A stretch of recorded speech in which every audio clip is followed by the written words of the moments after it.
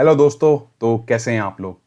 दोस्तों, आपको पता है हमारी कंपनी अनअकैडमी ने सिर्फ आप लोगों के लिए 20,000 फ्री लाइव क्लासेस प्रोवाइड करी हैं। तो इस समय में भी जो बहुत ही कठिन समय है, अपनी नॉलेज का फ्लो रुकने ना दें और ये क्लासेस प्लीज अटेंड करें। दूसरी बात, और यार जो लोग इस बार यूपीएससी प्रीलिम्स दे रहे हैं, उन लोगों के पास एक ऑप्शन है अपने आप को अच्छे से एसेस करने का और ये जानने का कि उनका प्रिपरेशन लेवल क्या है इस समय, और वो है अनअकैडमी यूपीएससी चैंपियनशिप जो 6 दिनों में शुरू होने वाली है। तो गाइस, मैं आपसे दरख्वास्त करता हूं, प्लीज जाएं और ये प्रोग्राम को ज्वाइन करें। तो चलें आगे बात करते हैं। आज हम बात करने वाले हैं अपनी थर्ड वीडियो की, और टॉपिक है windfall in oil prices, and साथ में कोरोना वायरस की भी थोड़ी सी बात करेंगे।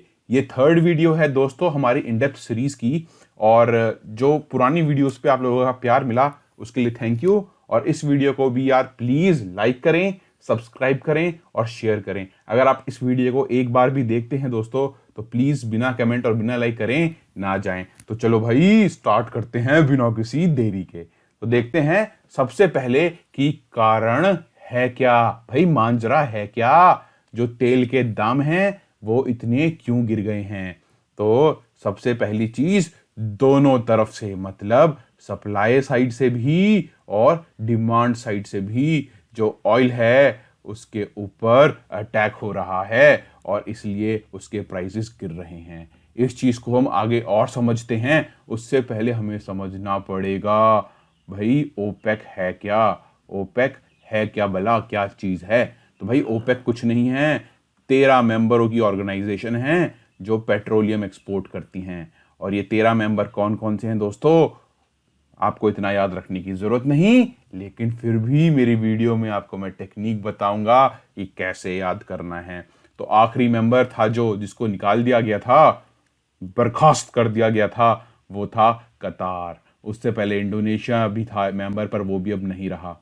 तो दोस्तों ये बनी थी 14 सितंबर 1965 में बगदाद। बगदाद है किसकी राजधानी, बगदाद है इराक की राजधानी। और हेडक्वार्टर कहाँ है दोस्तों, वियना, ऑस्ट्रिया। भाई ऑस्ट्रेलिया नहीं है, ये है ऑस्ट्रिया जो है यूरोप में।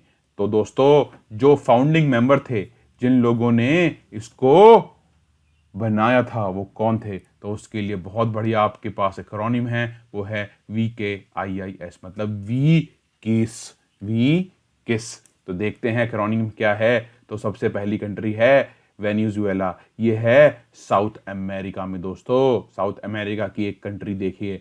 फिर कुवैत, कुवैत आपको पता है, फिर ईरान, फिर इराक, फिर सऊदी अरेबिया। मैंने आपको एक तरीका बताया था याद करने का, YOU। जाएं मेरी प्रीवियस वीडियो देखें, क्या तरीका था मिडल ईस्ट की कंट्रीज को याद करने का। तो चलें भाई, ये लोग तो कुल्ला भी किससे करते हैं, पेट्रोल से, आपको पता है। अब हम बात करते हैं मेंबर्स दूसरे जो नए बने हैं वो कौन कौन हैं। तो भाई टोटल मिला के मैंने आपको बताया 13 मेंबर हैं, और 13 में से 5 मैंने आपको बता दिए, तो बच जाते हैं 8। तो ये 8 मेंबर के लिए बेस्ट फॉर्मूला है एंगुलर ई, याद रखें क्या, एंगुलर ई। तो भाई A for Angola, Nigeria, Gabon, UAE, Libya, Algeria, republic of Congo and equatorial Guinea. तो भाई एक कंट्री है कहाँ से, साउथ अमेरिका से। कुछ कंट्री हैं कहाँ से, अफ्रीका से, और कुछ हैं एशिया से। तो भाई ओपेक के मेंबर 3 देशों से हैं। और सबसे बड़ी बात, जिस कंट्री में इनका हेडक्वार्टर है दोस्तों, वहां का कोई मेंबर ही नहीं, मतलब यूरोप से ओपेक में कोई मेंबर ही नहीं।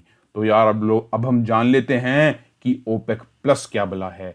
ये काफी ज्यादा न्यूज में है ये टर्म, ओपेक प्लस है क्या। तो देखें भाई, ये तो है नहीं कि दूसरी कंट्रीज ऑयल जो है वो बनाती नहीं होंगी, जो कच्चा तेल है वो बनाती नहीं होंगी या उसका निर्यात नहीं करती होंगी। और भी देश हैं जैसे कि रशिया।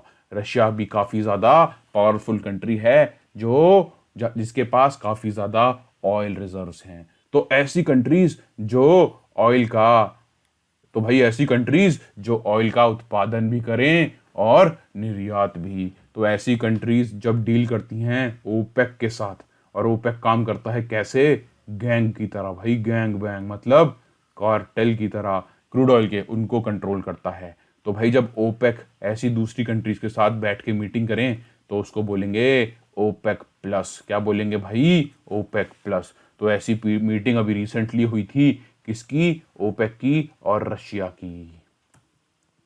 और उस मीटिंग में क्या हुआ दोस्तों? आपको पता है, सऊदी अरेबिया और रशिया, इनके बीच में जो बातें चल रही थी, जो कंक्लूजन आना था कि इन लोगों को सप्लाई कम करनी है, वो नहीं हुआ। और देखें, और दोनों देशों ने दोस्तों अपनी सप्लाई कम कर रखी थी, लेकिन उस सप्लाई कम करने से क्या नुकसान हो रहा था? शेयर मार्केट लूज हो रही थी इन देशों की शेयर मार्केट। मान लीजिए अगर रशिया ने ऑयल प्रोड्यूस करना कम कर दिया तो उन कंट्रीज को सऊदी अरेबिया प्रोवाइड कर रहा था ऑयल, और जहां सऊदी अरेबिया ने कम किया पेट्रोल, वहां रशिया कर रहा था दोस्तों। तो इसलिए मार्केट शेयर के ऊपर इन दोनों की, तो दोस्तों जो ओपेक प्लस की मीटिंग थी उसमें जो ऑयल प्रोडक्शन था उसको कम नहीं किया जा सका, मतलब कोई डील नहीं हुई जिससे जो सप्लाई है वो कम हो जाए, मतलब प्रोडक्शन कम हो जाए।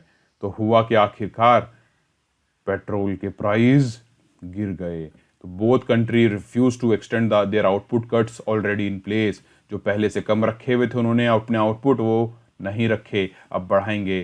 प्राइस वॉर शुरू हो गई है, किसके लिए? मार्केट शेयर गेन करने के लिए। और ये किसको इफेक्ट करने वाली है? यूएस शेल ऑयल इंडस्ट्री को। तो देखें दोस्तों, जो यूएस शेल ऑयल इंडस्ट्री है, यहाँ पे जो उत्पादन है पेट्रोल का, कच्चे तेल का, वो काफ़ी ज़्यादा कॉस्टली है, काफ़ी ज़्यादा महंगा है। और अब हम बात करते हैं डिमांड साइड की। तो आपको पता है कोविड की वजह से ट्रैवल, ट्रांसपोर्ट, टूरिज्म इंडस्ट्री एकदम ठप पड़ी है दोस्तों। और ये जो ठप पड़ी है इसकी वजह से डिमांड भी नहीं आ रही। जब आपकी कैबें नहीं चलेंगी दोस्तों, और बसें नहीं चलेंगी, ट्रेनें नहीं चलेंगी डीजल वाली, तो डिमांड बनेगी नहीं, डिमांड कम होगी। और इसकी वजह से ही बहुत सारी economies, for example China, even Italy, ये भाई बिल्कुल ही ठप पड़ी हुई हैं। ये अर्थव्यवस्था चाइना अब उठनी थोड़ा थोड़ा शुरू हुई है।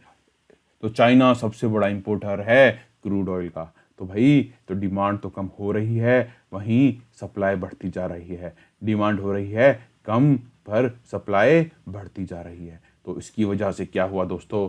ऑयल प्राइजेस बिल्कुल ही ज़मीन छू गए और 35 रुपये पर बैरल पहुंच गए। तो demand destruction plus price war से क्या हुआ? लो ऑयल प्राइजेस। और दोस्तों 65 रुपये बैरल जो प्राइस हुआ करता था लास्ट दिसंबर में, अब रह गया 35 रुपये बैरल। तो भाई भारत के लिए, इंडिया के लिए, how it is a blessing in disguise.